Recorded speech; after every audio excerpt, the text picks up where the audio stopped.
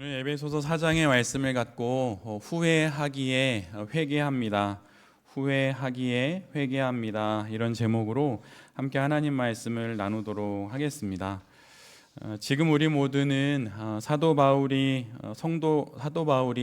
성도라는 정체성을 갖게 된 에베소의 교인들에게 그 정체성을 채워가는 그 구체성의 내용을 우리 모두는 함께 나누고 있습니다. 여러분 혹시 지금까지 나눴던 내용들을 대략 이렇게 제목 정도 기억하시나요? 기억을 해놓으시면 도움이 될 것 같기는 한데요. 지난주에 우리는 결정에 관한 말씀을 함께 나누었습니다. 결정은 우리의 목, 결과는 하나님의 몫입니다. 그런데 그렇다고 하여서 성도가 그래 결정이 나의 몫이고 결과는 하나님의 몫이니 나는 결과는 생각하지 않고 과정만 잘 지나가겠어, 이렇게 말하는 건 순전한 것이 아니라 순진한 것입니다. 좋은 결과를 바라야 합니다. 그것이 옳은 것이에요. 그냥 나는 과정만 지날 뿐 결과는 알아서 하시겠지, 이렇게 말하는 건 성숙한 신앙이 아니라 미숙한 신앙입니다. 반드시 하나님 안에서 택한 결정과 또 그 과정을 통해 도착하게 될 결과에 대한 소망을 반드시 품어야 하는 것이에요. 선지자의 고백처럼 하나님은 우리에게 미래와 소망을 주십니다. 희망을 주시는 것이에요. 그래서 신앙생활 하면서 전 꿈이 없어요, 이렇게 말하는 건 여러분 좀 이상한 겁니다. 꿈이 있어야 해요. 여러분 바라는 또 소원하는 결과가 반드시 있어야 합니다. 근데 그게 하나님 품에 있다는 것을 기억하면서 내게 주어진 결정과 과정의 시간을 잘 지나가는 것이죠. 여러분은 어떤 원하는 결과가 있으십니까? 정말 있으신가요? 아니면 그냥 이렇게 눈 뜨고 하루하루를 살아가십니까? 만약 사업을 하고 있다면 반드시 원하는 결과가 있어야 합니다. 결과가 없이 사업하는 건 그것은 안 되는 것이에요. 기대하는 결과가 반드시 있어야 합니다. 그리고 지난주 우리가 말한 것처럼 결정의 시스템을 만들어야 합니다. 여러분 지난주에 혹시 만들어 보셨나요? 결정의 시스템. 결정할 내용이 있으면 그냥 부랴부랴 결정하는 것이 아니라 미리 준비하고 또 세팅이 되어 있는 결정의 시스템을 이렇게 잘 가져서 차근차근 그 과정을 지나가야 한다고 우리가 지난주에 나누었지요. 예수님에게는 그런 결정의 시스템이 있으셨습니다. 새벽 미명에 그리고 깊은 밤에 홀로 한적한 곳에 가셔서 결정의 시스템을 갖고 기도하시면서 모든 일들을 판단하고 선택하셨습니다. 여러분 혹시 지금껏 아주 많은 설교를 들으셨을 텐데 혹시 설교를 듣고 나서 성도들이 갖는 반응을 혹시 두 가지로 나눠 본다면 어떻게 나눠 보실 수 있으시겠어요? 그것은 나름 나눠 본다면 말씀으로 준비되는 신앙과 말씀이 소비되는 신앙으로 나눌 수 있습니다. 이 둘의 가장 큰 차이점은 적용에 있어요. 말씀을 듣고 이를 적용하며 살아가는 것은 더 나은 삶을 위한 준비로서의 말씀 생활입니다.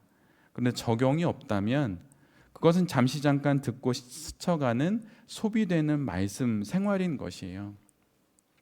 지난주에 결정에 관련된 말씀을 들었으면 결정에 관련된 내용을 삶에 한 주간 적용을 해봐야 합니다. 근데 그게 없으면 말씀이 소비되는 것이에요.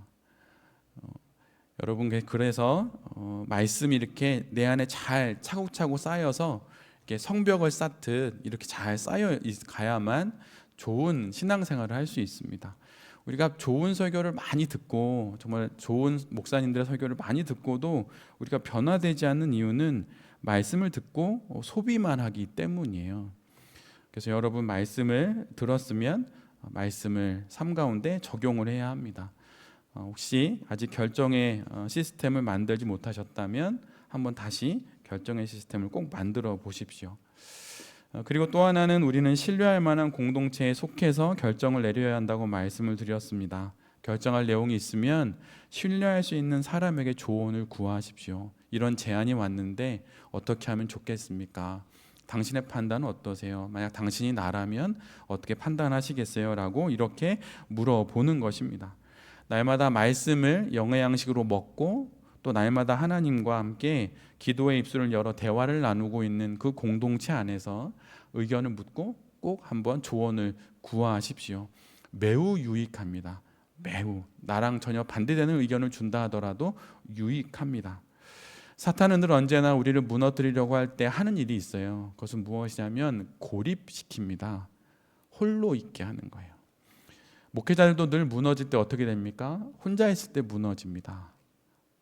자기 혼자 하나님도 없다고 여겨지는 그 순간, 그때 사탄과 함께하면서 무너지게 되는 것이에요. 그래서 여러분, 홀로 있는 게 좋지 않습니다. 믿음의 공동체에 반드시 속해야 하는 것이에요. 그리고 지난주에 함께 나눴던 것처럼 작은 것부터 여러분 결정해야 합니다. 작으니까 부담 없으니까 그 사람이 해도 상관없어 이렇게 말하는 게 아니라 작으니까 내가 결정하는 것입니다. 그리고 날마다 자신의 하루를 성찰해야 합니다. 여러분 혹시 일기 쓰시나요? 만약 안 쓰시면 여러분 일기 쓰십시오. 우리 청소년 아이들 일기 쓰십니까? 일기 쓰세요. 일기 쓰는 게 사실 성찰하는 것입니다. 얼마 전에 읽었던 책 중에 쓸수록 선명해진다 이런 제목의 책이 있었어요. 나에게 떠도는 여러 생각들을 내 눈에 보이도록 내 손으로 펜을 들고 써내려갈 때 그때 떠돌던 생각들이 언어화되면서 그 상황들이 더욱더 뚜렷해지고 명확해지는 것입니다. 그래서 쓸수록 선명해지는 것이에요. 그래서 여러분 어떤 결정할 내용들이 있으면 반드시 글을 써보십시오. 근데 이것이 성찰이에요. 내 자신을 관찰하고 내 주변에 있는 상황들을 돌아보는 것이죠. 성찰이라고 하면 대단히 거룩한 어떤 신앙적인 행위처럼 생각하는데 그렇지 않습니다. 편안하게 가벼운 마음으로 할 수도 있는 것이에요. 여러분 꼭 일기를 쓰십시오. 그리고 마지막으로 내가 내린 어떤 결정이 있다면 이제는 그 결정을 후회할 것이 아니라 내린 결정을 좋은 결정으로 만드는 것이 내가 해야 할 일입니다. 하나님의 가능성을 믿고 내가 내린 결정을 좋은 결정으로 만드는 것, 이것을 통해서 우리 모두는 이 땅의 삶을 거룩하게 살아갈 수 있는 것이에요. 오늘은 이 결정이라는 내용에 이어서 성도의 정서 중에 후회를 살펴보려고 합니다. 한 3가지 정도로 살펴보려고 하는데, 첫 번째로 성도의 정서 중에 후회에 대해서 우리 모두가 가져야 하는 것은 후회는 성숙의 증거라고 하는 것이에요. 여러분이 생각하기에 후회하면 나쁜 것, 안 좋은 것 이렇게 생각하지만 신앙적인 안목으로 보았을 때 후회는 성숙하고 있다는 증거입니다.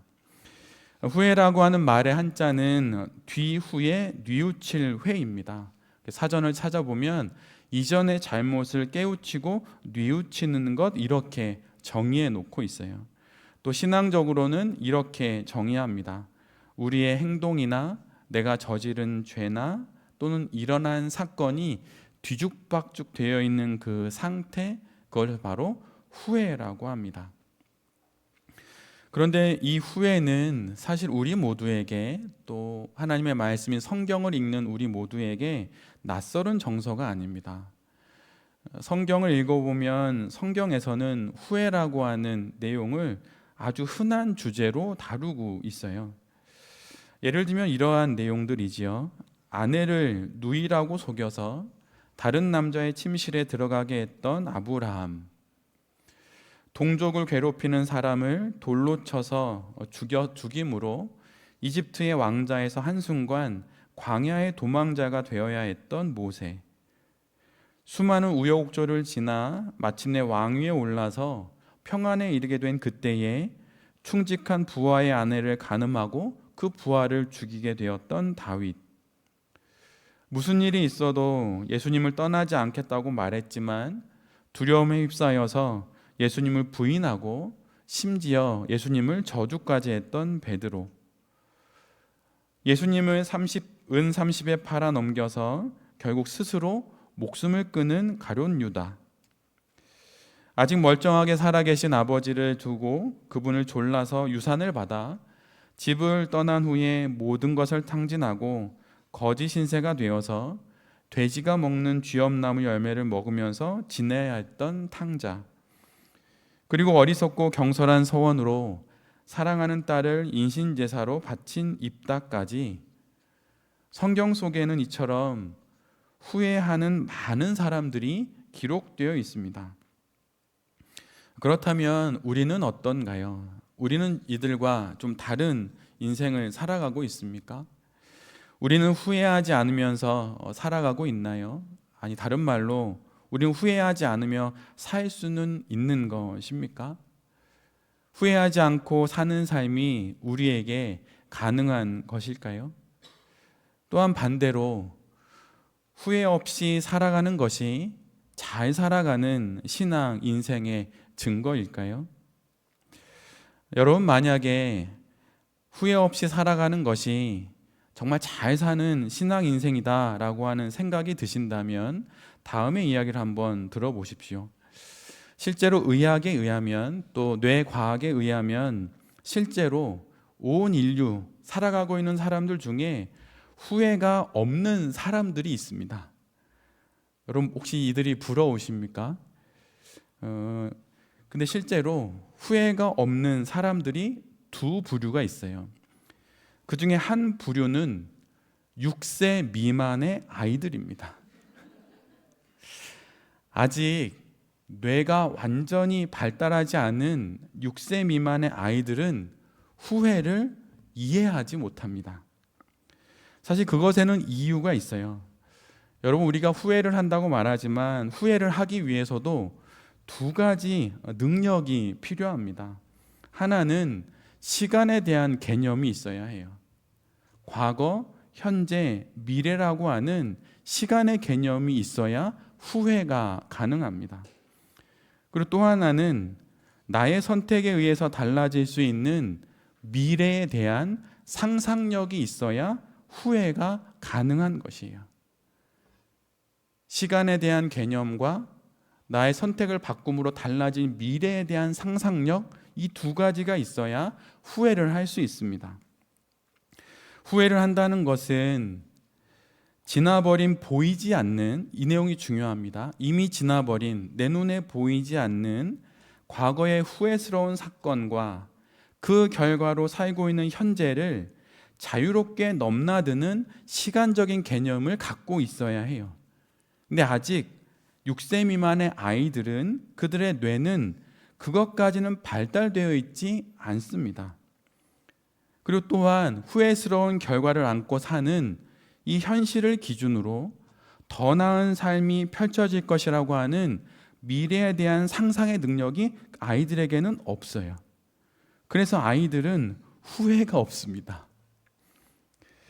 그런데 8살이 되면 그때부터 소위 후회하는 마음들이 생기기 시작해요. 그리고 청소년기에 들어서면 후회가 폭발을 하죠. 내가 새벽 3시까지 공부를 했어야 되는데 일어나 보니 아침 9시, 후회가 폭발합니다. 청소년기에 들어서면서 여러 사고력이 완전히 발달하는 것이에요. 그래서 8살 이후부터 후회가 비로소 시작이 되는 겁니다. 그 이전에 6살 미만 아이들에게는 후회가 없어요. 즉, 후회는 누가 하는 것입니까? 건강하게 성장하고 또한 성숙한 사람만이 후회할 수 있는 것입니다. 그래서 후회한다는 것은 건강한 영혼이라는 증거입니다.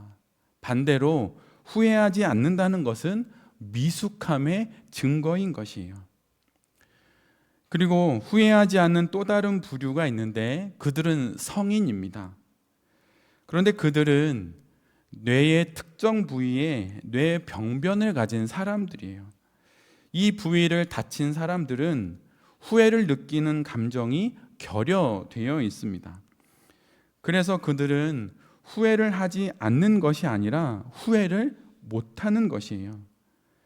후회를 하지 않는 성인, 그들은 자아가 건강하고 영혼의 뿌리가 튼실하다는 그런 증거가 아니라 뇌의 기능에 손상이 있다는 징후인 것입니다. 즉, 나는 후회하지 않아 라고 말은 할 수 있지만 실제로 후회하지 않는 사람은 심리적으로 또한 정서적으로 건강한 사람이 아니라 미숙하거나 말하자면 어디가 아픈 사람인 것이에요. 그래서 성도로 살아가는 우리 역시 성경 속에 있는 후회가 많은 믿음의 사람들처럼 후회를 해도 되는 것입니다. 여러분, 후회하며 살아가십시오. 그것이 여러분이 성장하고 있고 성숙하고 있다는 증거이고 여러분의 영혼이 튼튼하다는 증거인 것이에요. 이 말씀을 통해서 후회해도 된다라고 말씀을 드리지만 사실 이 말은 건강한 성도는 후회한다라고 더 정확하게 말할 수 있어요.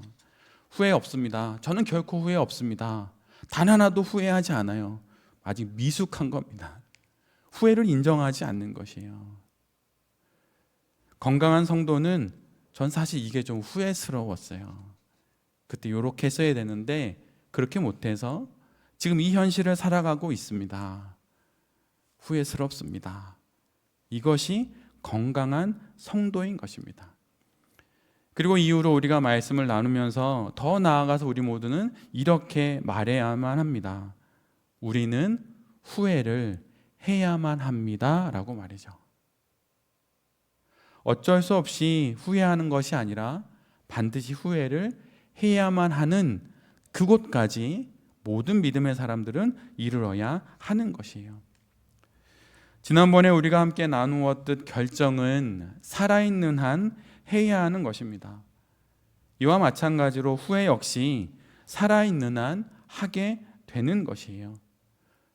결정의 본성이 에덴 동산의 아담과 하와에게 그 선악과 앞에 서 있는 아담과 하와에게 심겨져 있었듯이 우리 모두에게 후회라는 정서도 이미 심겨져 있는 것입니다. 지금껏 우리가 함께 나누었던 그리스도인 안에 일어나는 모든 정서는 그 자체로 나쁘지도 않고 좋지도 않다고 말씀을 드렸습니다. 후회 역시 마찬가지입니다. 성도에게 있어 중요한 것은 무엇에 대한 후회를 하고 있고 어떻게 그 후회를 하고 있으며 그 후회가 어떤 결과를 우리 신앙 인생에 가져오느냐에 따라서 그것은 좋을 수도 있고 나쁠 수도 있는 것입니다. 지난주까지 결정에 관한 내용을 함께 보았지요. 우리는 완벽하지 않고 우리가 사는 세상 역시 완전하지 않습니다. 그래서 우리는 매번 완전한 결정을 내릴 수가 없어요. 불완전한 세상에서 불완전한 인간으로 살아가면서 결정을 내려야 하기에 우리는 실수를 합니다. 그래서 우리는 후회를 합니다. 그때 이렇게 했으면 좋았을 텐데 그때 그건 하지 않았어야 하는데 이렇게 말하면서 후회를 하는 것이죠. 우리는 나는 후회하지 않아 라고 말하거나 또는 다시는 후회하지 않겠어 라고 다짐을 합니다. 그러나 이것은 우리에게 있어서 불가능한 일이에요. 이것은 마치 다시는 아프지 않겠어, 다시는 감기에 걸리지 않겠어 라고 말하는 것과 똑같은 것입니다. 살아있는 한 우리는 건강하기도 하고 아프기도 하는 것이죠. 그러기에 우리는 결정을 해서 좋은 결과에 이르면 감사하지만 나쁜 결과에 도착했을 때는 후회하게 되는 것입니다. 그런데 왜 우리는 나는 후회하지 않아 이 말을 하게 되는데 이 말의 뜻은 무엇일까요? 정말 그가 후회가 하나도 없다는 뜻일까요? 사실은 그렇지 않죠. 후회가 적은 인생을 살아가고 싶다는 다짐인 것입니다. 나는 후회하지 않아. 이 말은 무슨 뜻입니까? 이미 지나버린 일, 내가 손댈 수 없으니 이제 그거는 잊고 이제는 후회가 적은 인생을 앞으로 살아가 보겠어 라고 그렇게 다짐을 하는 것입니다. 정말 후회 없는 인생을 살아갈 수 있어서 그 말을 하는 것이 아니에요. 마치 우스갯소리로 조폭 영화를 보면 팔뚝에 큼지막하게 착하게 살자 이렇게 조폭들이 맞춤법도 틀려서 문신을 해놓잖아요. 그런 배우들이 등장합니다. 착하게 살 수 있어서 그렇게 적은 것이 아니라 조금이라도 착하게 살고 싶은 마음에 그렇게 적는 것이죠. 바로 그런 마음과 같이 나는 후회하지 않아. 이런 말을 우리 모두가 하는 것입니다. 모든 인생은 후회합니다. 그리고 그것이 건강한 것이에요. 믿음의 사람들도 다 그렇게 후회하면서 살았습니다. 여러분, 후회가 너무 많고 날마다 후회하는 것 같아서, 그것이 신앙적으로 잘못된 것 같아서 여러분 마음이 좀 힘드십니까? 여러분, 그럼 생각을 바꾸세요. 후회하는 것이 여러분 건강한 신앙입니다. 그래서 성도에게 있어서 후회는 안 하는 것이 아니라 잘하는 것이 필요한 것이에요. 우리 모두는 후회합니다. 후회를 안 할 수 없어요. 그러나 그 후회를 잘 해야 하는 것입니다. 이것이 후회를 놓고 우리 모두가 기억해야 하는 내용이에요. 두 번째 내용과 세 번째 내용은 사실은 한 맥락인데 단락을 나눠서 짧게 두 번째 거를 먼저 알아보려고 합니다. 두 번째로 성도인 우리는 이 후회를 바라볼 때에 후회는 신앙에 있어서 가장 중요한 필수 요소라고 하는 것을 우리 모두가 기억해야 합니다. 신앙에 있어서 후회는 가장 중요한 필수 요소입니다. 신앙의 인생에 있어서, 특별히 신앙 인생의 시작에 있어서 후회는 반드시 필요합니다. 그래서 가장 강력한 은혜의 정서 중에 하나가 바로 후회인 것이에요. 후회가 은혜의 정서다라고 하는 이 말이 우리로 하여금 의문을 갖게 하지요. 후회가 어떻게 은혜가 될 수 있을까? 그것은 오늘 설교의 제목에 그 답이 있습니다. 후회할 때 비로소 우리가 회개할 수 있기 때문이에요. 그래서 후회가 신앙에 있어서 가장 중요한 필수 요소인 것입니다. 우리가 지금 하고 있는, 또 살아가고 있는 신앙 인생은 무턱대고 갑자기 시작되지 않습니다. 잘 살펴보면 그 시작점이 있어요. 근데 그 시작점이 바로 회개이죠. 성도는 회개 이후에 믿음의 여정을 걸어가기 시작합니다. 그런데 바로 그 믿음의 여정을 걸어가게 하는 그 회개가 후회를 통해서 시작되는 것이에요. 고린도후서 7장 10절에 이런 말씀이 있어요. 여러분 잘 한번 들어보십시오. 하나님의 뜻대로 하는 근심은 후회할 것이 없는 구원에 이르게 하는 회개를 이루는 것이요, 세상 근심은 사망을 이루는 것이니라. 메시지는 이렇게 번역합니다. 우리를 하나님께로 이끄는 근심은 그런 일을 합니다. 어떤 일을 하냐면 우리의 방향을 바꾸게 하고 우리를 구원의 길로 되돌아가게 합니다. 그런 후회에는 결코 쓸모없다 말할 수 없습니다. 우리를 하나님 없이 살아가는 우리의 인생의 방향을 돌리게 하는 것, 그 방향을 바꾸어서 구원의 길로 우리를 되돌리게 하는 것, 그 현상을 회개라고 하는데, 그 회개가 촉발되는 우리의 은혜의 정서가 바로 후회라고 하는 것입니다. 우리는 후회를 통해서 바로 회개를 하게 되고, 회개를 통해서 결국 신앙의 인생을 시작하게 되는 것이에요. 그래서 여러분, 후회가 우리에게 있어서 중요한 신앙의 정서인 것입니다. 후회하지 않으면 여러분 회개하지 않습니다. 후회가 없으면 예수님 없이도 인생을 살아갈 수 있다고 여기기 때문에 회개, 또 그 이후의 신앙 인생을 사모하지도 않게 되는 것이에요. 그래서 후회가 신앙에 있어서 필수 요소라고 하는 것, 선택사항이 아닙니다. 반드시 있어야 한다는 것, 그것이 후회를 두고 성도가 가져야 하는 신앙적인 안목입니다. 세 번째는 우리가 회개할 수 있는 이유는 우리가 후회할 줄 아는 사람이기 때문이라고 말씀을 드렸는데, 세 번째 내용은 오늘 설교의 제목이 바로 세 번째 내용입니다. 후회하기에 회개할 수 있다. 이것이 우리가 후회를 두고 가져야 하는 우리의 신앙적인 안목이에요. 신앙의 세계에 있어서 후회가 중요한 이유가 바로 이것입니다. 후회하는 자만이 회개할 수 있어요. 후회하는 마음이 없으면 결코 회개할 수 없습니다. 여기서 잠시 회심의 교리를 살펴보려고 합니다. 길게 살펴보지는 않을 것인데, 왜 회심의 교리를 살펴보려고 하냐면 회심이 일어나는 과정이 정확히 후회가 우리의 마음에 일으키는 과정과 똑같기 때문이에요. 여러분은 신앙 인생을 살아가며 회심이라는 말을 많이 들어보셨을 것입니다. 근데 그 회심을 한 문장으로 정리를 하면 사도행전 20장 21절의 말씀으로 정리할 수 있어요.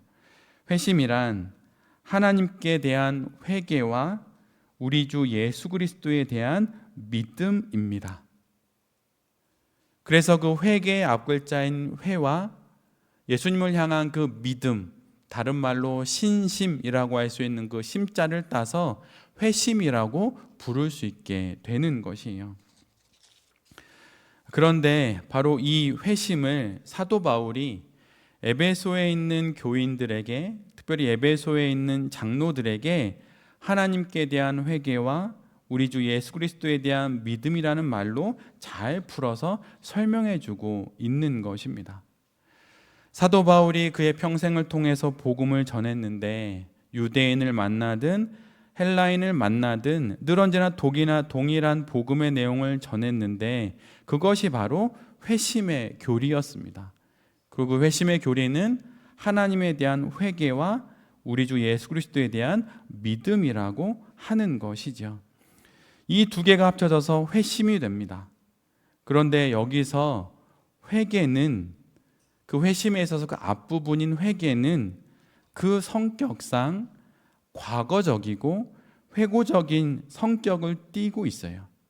즉, 시간적으로 과거에 벌어진 일들에 대한 반추와 되뇌임의 성격을 갖습니다. 그래서 오늘 우리가 말하고 있는 후회의 정서에 해당되는 것이, 그것에 가까운 것이 바로 회개라고 하는 것이에요. 그래서 오직 인생을 두고 후회스러운 결정을 바라보면서 후회하고 잘못된 선택과 그로 인한 결과를 먹고 사는 삶 가운데 찾아오는 그 후회를 느끼는 사람만이 회개에 이르게 되고 그 회개를 통하여서 결국은 구원으로 그의 영혼의 시선을 돌리게 된다는 것이에요.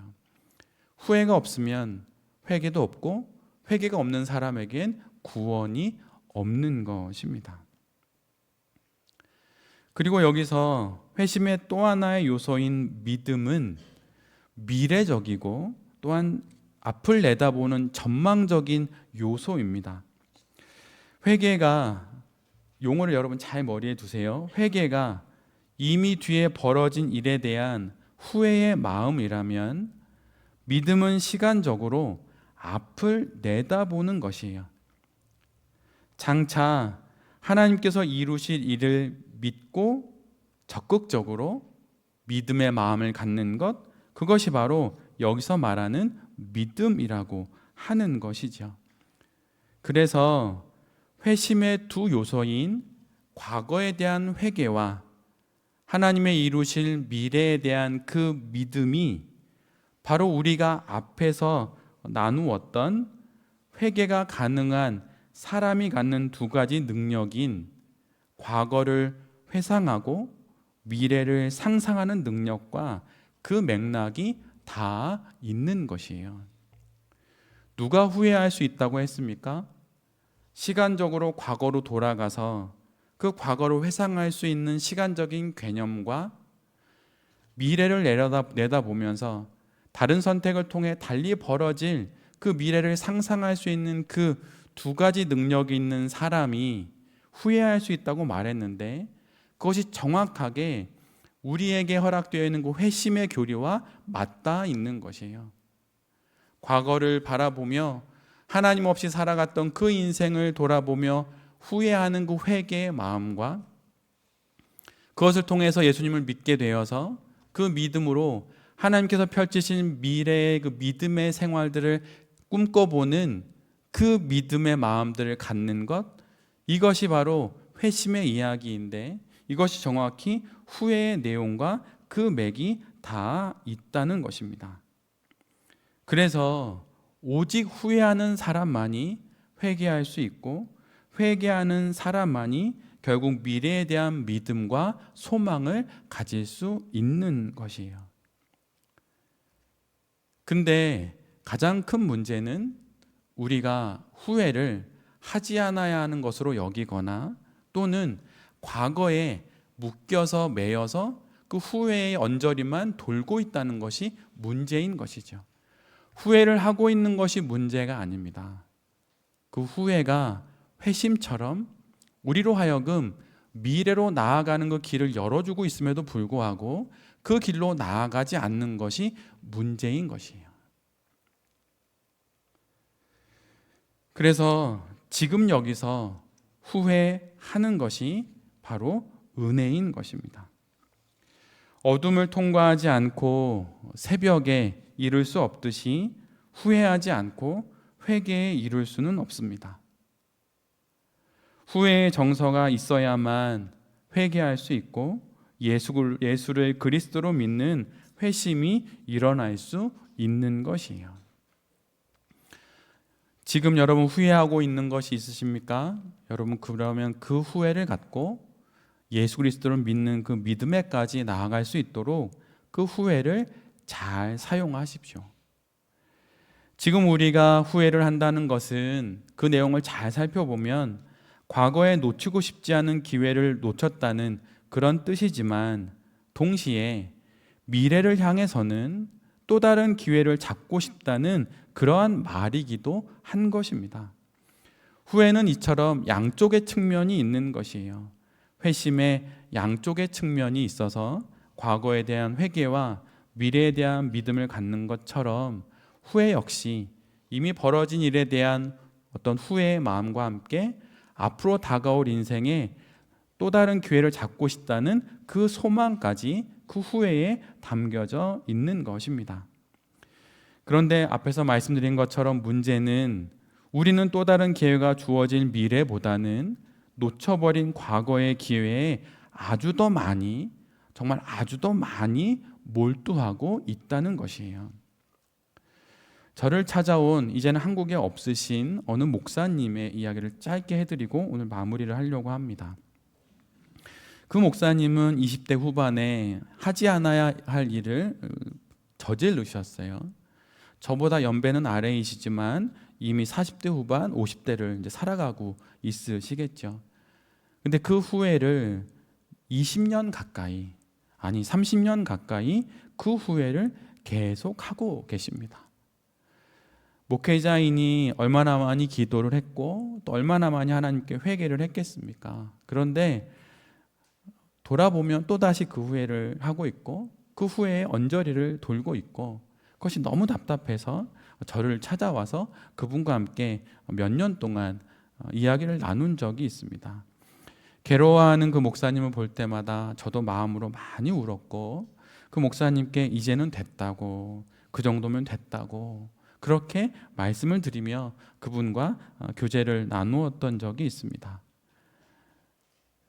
하나님의 말씀을 일반적인 성도들보다 더 많이 알고 있고 기도를 했다고 하더라도 더 많이 했을 터인데 그 목사님에게도 과거의 그 후회를 떠나 새로운 인생을 살아가는 것이 그토록 어려운 것이죠. 우리 모두에게도 분명 어려울 것입니다. 놓쳐버린 과거의 그 기회가 눈 떠보면 떠오르고 놓쳐버린 그 사업의 기회, 하지 않았어야 할 그 선택과 결정들, 내 마음대로 그렇게 해버렸던 모든 일들, 그래서 어찌할 수 없이 그 후회를 통하여서 맞이하고 있는 삶의 결과들을 짊어지고 살아가야 하는 인생들, 그 모든 것들을 보며 여전히 힘든 시간을 우리 모두가 보낼 수 있습니다. 그러나 오늘 우리에게 주신 이 말씀을 붙잡고 이제는 이미 놓쳐버린 과거의 기회의 주변을 맴돌지 말고 그 흔적을 더두으며 다 그렇게 살지 말고 하나님께서 열어주시는 그 새로운 미래를 상상하면서 그 길로 나아가는 우리 모두가 되기를 간절히 바랍니다. 우리 청소년 아이들도 마찬가지예요. 아마 이후로 살아가면서 후회할 일들이 많을 것입니다.